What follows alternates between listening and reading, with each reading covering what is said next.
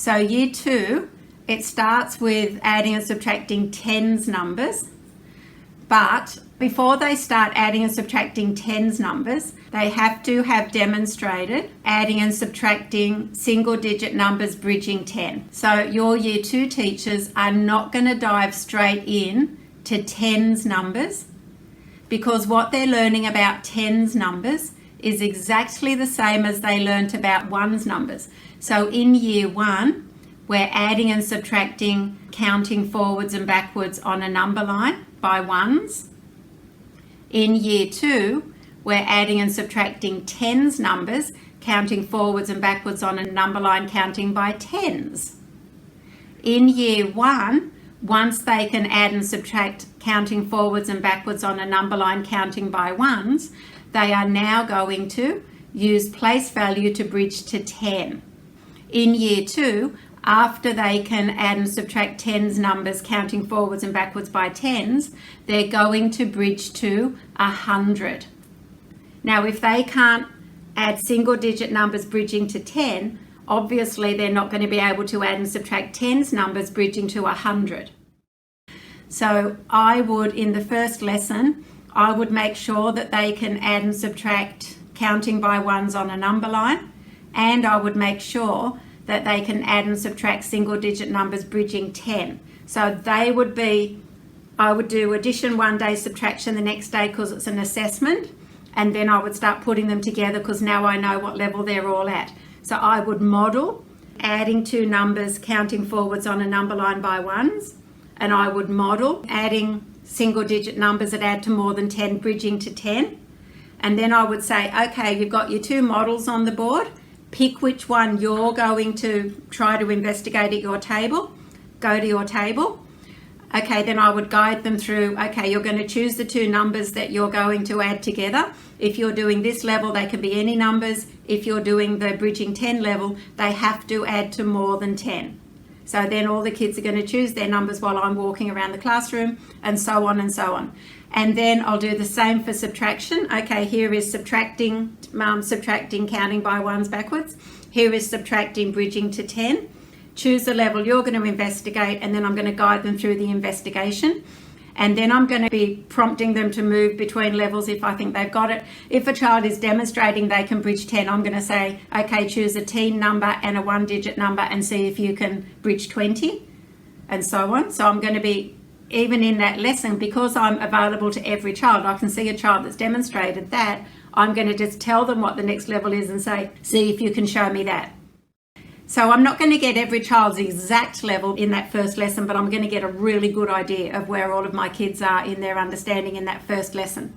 So now after I've done those two lessons and I'm looking through their books, I can put the books in piles of, these kids in this pile need to investigate that level.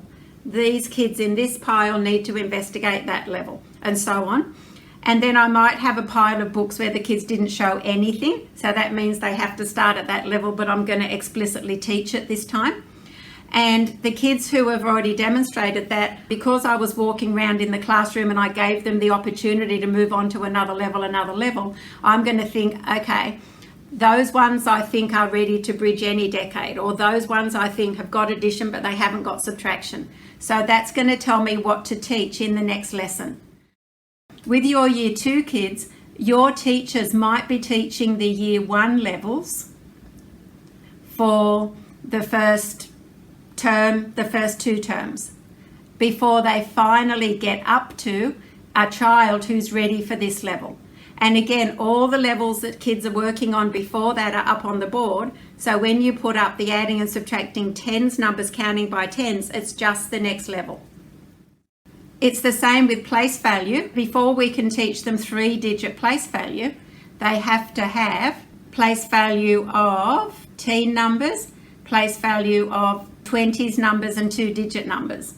So again, your year 2 teachers might be teaching year 1 concepts for the first half of the year. The kids are just working their way through them. And then you get a child who's demonstrated understanding of the year 1 concepts in term 3, for example. You might then finally put up some adding and subtracting tens numbers and some 3-digit place value anchor charts. The 2-digit ones are already up. Now we've got our 3-digit one up. It's just the progression of learning. So every child can see where they've come from.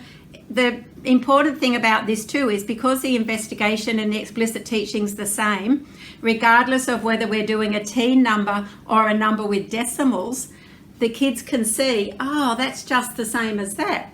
It's exactly the same concept. I'm just doing it with a larger number or a more complex number. The main focus of your learning is the really explicit investigation of these concepts. Don't be worried if in the beginning of the year you've got to teach much lower levels, because those outcomes, the outcomes for year 2 are outcomes for the end of the year. So, and we're going to be teaching place value. If you look at this, we've got place value, term 1, place value, we're starting to integrate it here, term 2, but place value, place value, place value. In every single year, we are teaching place value all year. We might be introducing the concept in term 1, but then we're going to keep adding the anchor charts throughout the whole year, so the kids are just working their way through place value all year. In year 1 and 2, we're doing addition and subtraction all year, because the kids are then just going to keep working through those levels. In year 1 and 2, there's not really any multiplication and division. It's all just skip counting groups. So 90% of number in year 1 and 2 is addition and subtraction and place value. So that's why you're going to spend 80-90% of your time of number, you're going to spend it on those concepts. And the kids are just going to be developing.